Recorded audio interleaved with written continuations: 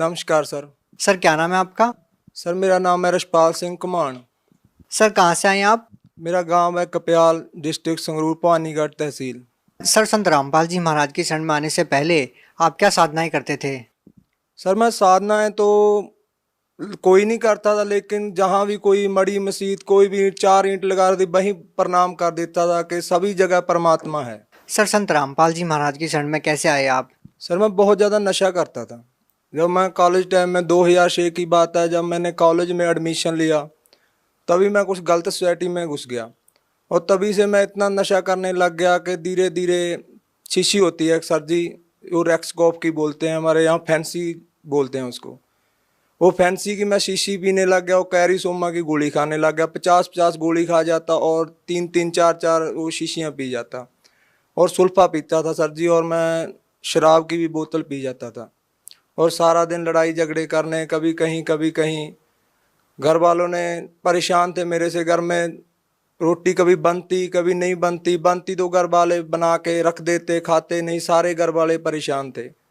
और तभी मेरे गांव का एक लड़का था, उसने मेरे को बताया कि भाई ऐसे ऐसे करके एक संत है, संत रामपाल जी महाराज जी, कि उनका पास तू नाम ले ले। उसने, वो भी नशा करता था, उसने संत रामपाल जी से नाम दीक्षा ली थी। तो वो मेरे को ले गया वहाँ आश्रम में। मैं आश्रम में भगत जी भाई गया और मैंने जाके वहाँ सारा सिस्टम देखा और उसके बाद मैंने भी नाम ले लिया वहाँ जाके। नाम लेने के बाद मैं घर आ गया और मैंने ज्ञान बिल्कुल नहीं सुना और मैं आते ही फिर नशा करने लग गया। और फिर वो मेरे गांव वाला जो लड़का था उसने मेरे को एक मेमोरी कार्ड दिला दिया वहाँ से, आश्रम में से, और वो बोला कि भाई इस सत्संग को सुना कर। और भैया मैं वहाँ नशा कर लेता पूरा, शीशी पी लेता, सुल्फा पी लेता और शराब भी पी लेता, सिगरेट बीड़ी पीता और सारा दिन लीड लगा के सत्संग सुनता रहता। और सत्संग सुनते सुनते मेरे को कुछ कुछ ज्ञान होने लग गया कि मेरी, जैसे गुरुजी बताते हैं संत रामपाल जी महाराज जी के, जब आत्मा को ज्ञान हो जाता है, पाप कम हो जाते हैं तो आंखों से आंसू आने लगते हैं। ऐसे ही भैया मेरे साथ हुआ कि जब संत रामपाल जी सत्संग करते तो मेरी आंखों में से आंसू आने लग जाते। और एक दिन संत रामपाल जी ने वो सत्संग सुनाया गुरु नानक साहब जी का, कि ऐसे ऐसे गुरु नानक साहब जी को परमात्मा बई नदी पे मिले और वहाँ सतलोक लेके गए, सारा उन्होंने बताया कि उन्होंने ये नाम जपा। तो सिख समाज में होने के कारण मेरा और ज़्यादा इंटरेस्ट बढ़ गया। तो भैया जी ऐसे ऐसे करते करते मैंने, आप जब विश्वास नहीं करोगे, मैंने सत्संग सुनते सुनते नशा छोड़ दिया, शीशी ले पीना बंद कर दिया, सुल्फा पीना बंद कर दिया। सर जैसे कि आपने बताया कि आप नशे के इतने आदी थे कि एक दिन में 50-50 गोलियां नशे की आप खा लेते थे और आपके परिवार वाले और आस पड़ोस वाले भी आपसे बहुत ज़्यादा दुखी थे।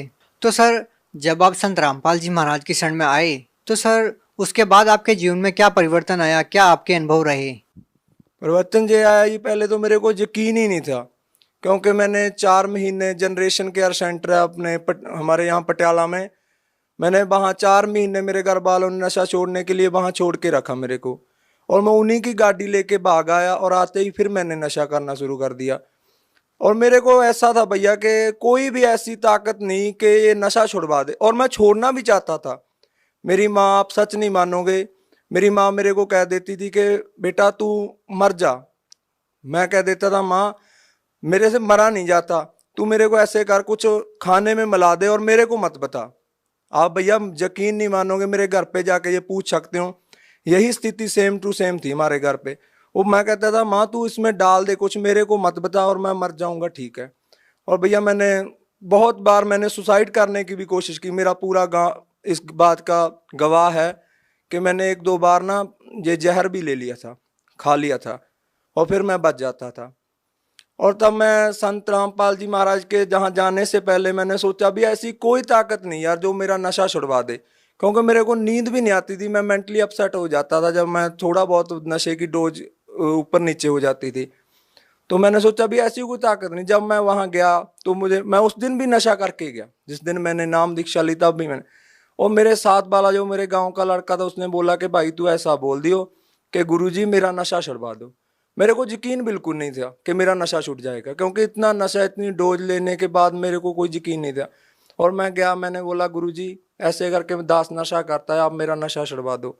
गुरुजी बोले, सिर पे हाथ रखा कि बेटा आज के बाद तू नशा नहीं करेगा। और भैया जब संत रामपाल जी ने, महाराज जी ने मेरे सिर के ऊपर हाथ रख के कहा कि बेटा तू आज के बाद नशा नहीं करेगा, और भैया वो दिन है और आज का दिन है, मुझ को इतनी नफरत होगी नशे से कि नशा करना तो दूर, मैं किसी को ले आके भी नहीं देता। और जो गांव वाले, मेरी गली मोहल्ले के लोग थे जो मेरे से बात करना भी पसंद नहीं करते थे, और आज मेरे से वो हंस हंस के बोलते हैं कि भैया तू आदमी बंदा बन गया, तू हमारे गांव में कहते हैं कि ये बंदा बन गया, अब कहते हैं कि तू बंदा बन गया यार, पहले तू इंसान नहीं था, एक हैवान था। सर और क्या लाभ मिले आपको संत रामपाल जी महाराज से नाम दीक्षा लेने के बाद? सर जी इससे बड़ा लाभ क्या हो सकता है। एक जिसे जो मरा हुआ आदमी, हमारे, आप मेरा नंबर नोट कर लो, मेरे गांव में जाके पूछ लो, मेरे गांव वाले ये कहते थे कि ये आदमी नहीं बचेगा, कुछ भी कर ले कोई। दुनिया के लिए इससे ज़्यादा बड़ी मिसाल क्या हो सकती है कि एक नशेड़ी को नशा छोड़ना सबसे बड़ी, जो भी मेडिकल नशा, कोई भी ऐसा डॉक्टर नहीं था, मेरे घर वालों ने मेरे को डॉक्टरों को भी दिखाया, वो डॉक्टर कहते थे, अपनी बात बता रहा हूँ हकीकत में, कि वो कहते थे कि भैया इसका पता क्या करो, आप इसको थोड़ी सी अफीम दो और शाम को इसको इंग्लिश का दिया दो, दारू का एक दिया दो, अगर ये नहीं, इतना नशा नहीं लेगा तो इसको अटैक आ जाएगा। आज मैं देख लो अपना सारा खेती का काम करता हूँ, कुछ अपनी जमीन है, कुछ मैं ठेके पे ले लेता हूँ, कम से कम 60-70 बीघा की खेती कर रहा हूँ, जबकि वो कहते थे कि ये बच ही नहीं पाएगा, इसको अटैक आ जाएगा यदि इसने नशा छोड़ दिया। इससे बड़ा लाभ क्या होगा। और मेरे माता पिता आज भी कहते हैं कि यदि वो आपके गुरुजी संत रामपाल जी महाराज जी आपके ऊपर दया ना करते तो 2 महीने भी नहीं जी सकता था। सर जैसा कि आज की जो नौजवान पीढ़ी है, खासकर सर हम पंजाब की बात करना चाहते हैं जहां नशा चरम सीमा पर है, तो सर आज के युवा लोगों को आप क्या कहना चाहते हैं? मैं आज की युवा पीढ़ी को यही संदेश देना चाहता हूं कि भैया कोई ताकत नहीं जो आपका नशा छुड़वा देगी। कोई भी, आप कहीं भी चले जाओ, किसी डॉक्टर के पास, किसी भी पीर के पास, किसी भी सियाने के पास, किसी के पास भी चले जाओ, क्योंकि जितना भैया पैसा मैं नशे में बर्बाद करता था, उतने ही पैसे मेरे घर वालों ने इन सियानों में, इन पीरों में खराब कर दिए, तो किसी का कुछ भी नहीं हुआ। और मेरे को डॉक्टरों के पास मैं इनको यही संदेश देना चाहता हूं कि आप संत रामपाल जी महाराज का सत्संग आता है, आप ध्यान से सत्संग सुनो। अगर आप नशा छोड़ना चाहते हो तो एक यही तरीका है, और संत रामपाल जी महाराज जी हैं जो आपका नशा छुड़वा सकते हैं, वरना दुनिया की कोई ताकत नहीं जो आपका नशा छुड़वा दे। जो लोग आज संत रामपाल जी महाराज से जुड़ना चाहते हैं, वो लोग चाहते हैं कि आपकी तरह उनका भी नशा छूट जाए, वो भी आपकी तरह लाभ पाना चाहते हैं, तो वो नाम दीक्षा कैसे ले सकते हैं? वो नाम दीक्षा भैया ऐसे ले सकते हैं जैसे कि सत्संग आता है टीवी पे, उसके नीचे एक पट्टी आती है, उस पट्टी के ऊपर यदि आपने बुक मंगवानी है तो वो भी नंबर है, वो नंबर है सारे दिए हुए हैं, उन नंबरों पे कांटेक्ट करो और बताओ कि आप कौन से जिले से हो। और हर एक जिले में लगभग आज नामदान केंद्र हैं, आओ वहां से जाके नामदान लो और संत रामपाल जी से होने वाले लाभ उठाओ। जो भी आपके दुख तकलीफ हैं, संत रामपाल जी कहते हैं कि सबसे पहले हम उसके दुख तकलीफ दूर करते हैं जो हमारी शरण में आता है। भैया एक ये भी बात है कि अगर हमारे दुख नहीं दूर होंगे, हमें कोई टेंशन है, दुख है, तो हम भक्ति भी नहीं कर पाएंगे। और संत रामपाल जी एक ऐसे संत हैं जो सबसे पहले दुख दूर करते हैं। अगर आप देखना भी चाहते हो कि वाकई ये लाभ होते हैं या नहीं, पहले ज्ञान समझो, फिर नाम लो, उसके बाद देखो। जी धन्यवाद। नमस्कार।